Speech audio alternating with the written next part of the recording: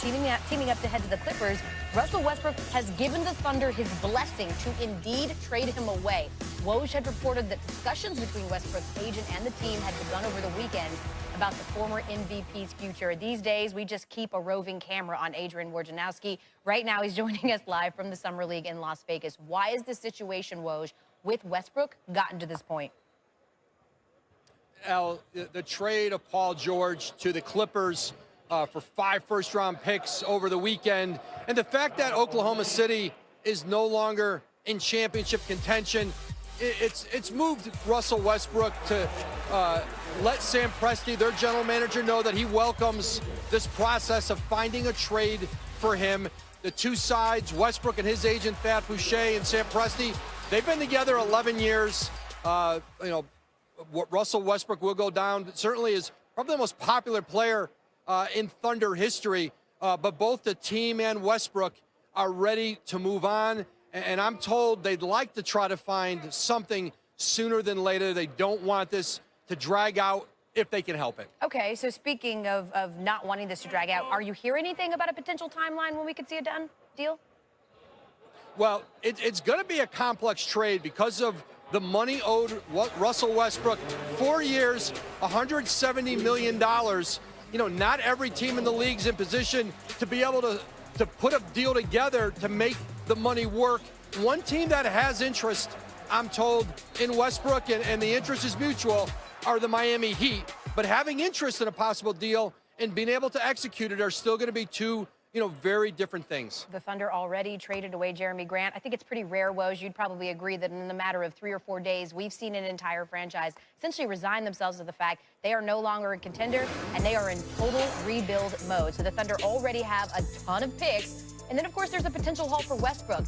They just got 5 first-round picks from the Clippers for Paul George and the right to swap picks with the Clippers in 2023 and 2025.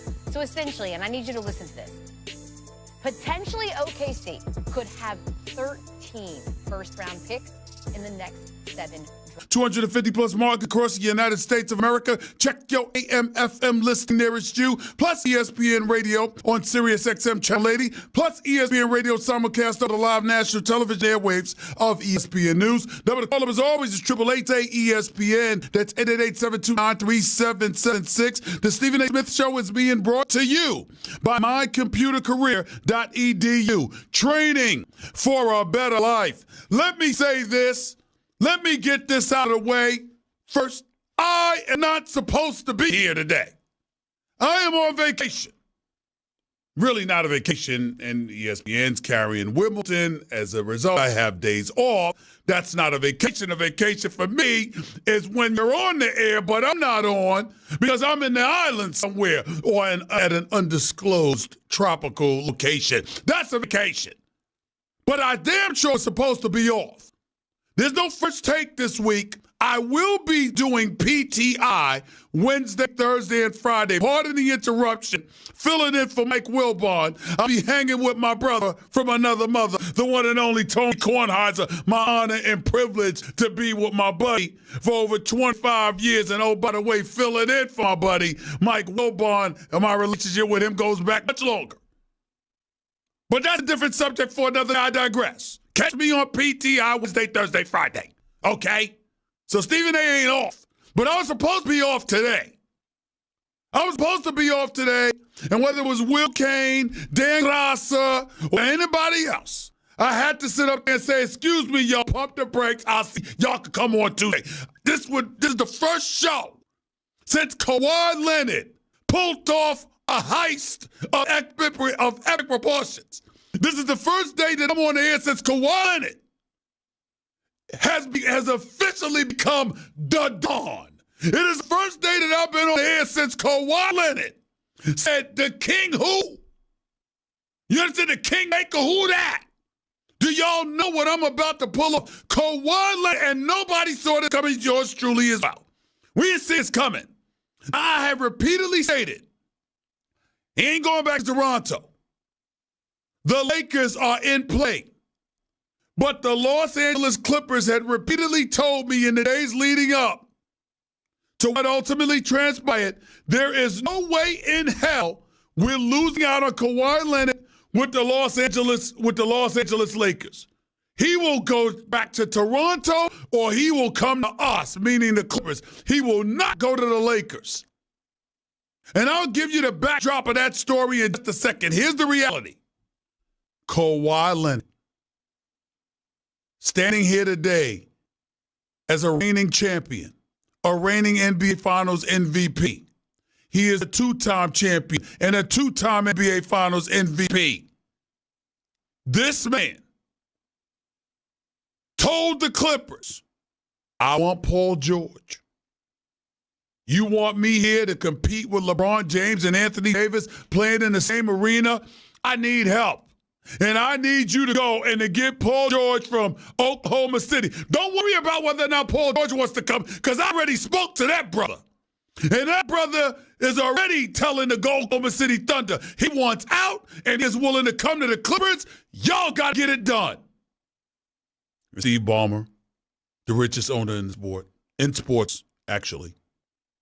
Steve Ballmer, President of Basketball Operations, Lauren Frank, Head Coach Doc Rivers, former Executive of the Year, arguably the greatest executive in the history of basketball, the one and only Jerry West. These are the four people that were in the room with Kawhi Leonard and his mama and his uncle Dennis Robinson and an agent and some other dude. These are the people that were in the room with Kawhi. What do? They trade 4 unprotected first-round picks, a protected first-round pick, and swap 2 players.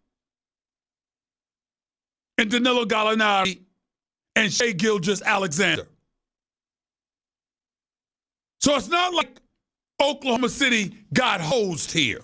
They got an awful lot for Paul George, who's going to get paid $33 million next year, who's going to get paid $35 million the year after, who's got a player option on $37.8 million in 2021-22.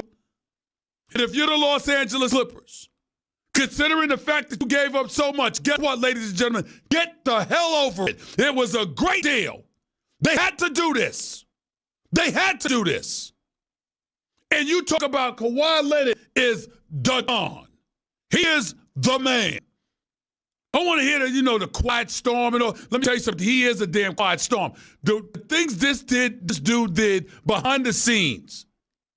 I mean, ladies and gentlemen, do you understand what's transpired here? This is a deal of epic proportions. You are the Los Angeles Clippers. You have clearly established yourself as a first-class organization.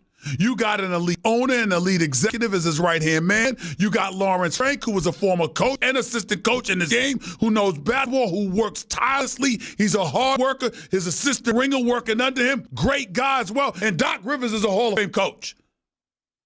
People want to come play for Doc Rivers. Kawhi Leonard wanted to come play for Doc Rivers. Whether he's willing to admit that and tell y'all that publicly or not is his business. But I'm here to tell you that's what happened. And when you look at the Los Angeles Clippers, none of that would have amounted to a hill of beans if they had lost out on Kawhi. And Kawhi played put forth the ultimate maneuver. Kawhi Leonard sat up there, and we don't know whether he was bluffing or not, but it damn sure didn't appear as if he was bluffing. Kawhi Leonard sat up there and said, hell, I can't come to L.A. and play in the same city, in the same arena as the Lakers, competing against LeBron James and Anthony Davis and not have help. If y'all don't give me any help, there's nothing I can do. But if you give me help, I will come. And that is what he did. And as a result, I'm here to let you know right now, ladies and gentlemen, the best duo is LeBron and Anthony Davis. But the Clippers have a better team.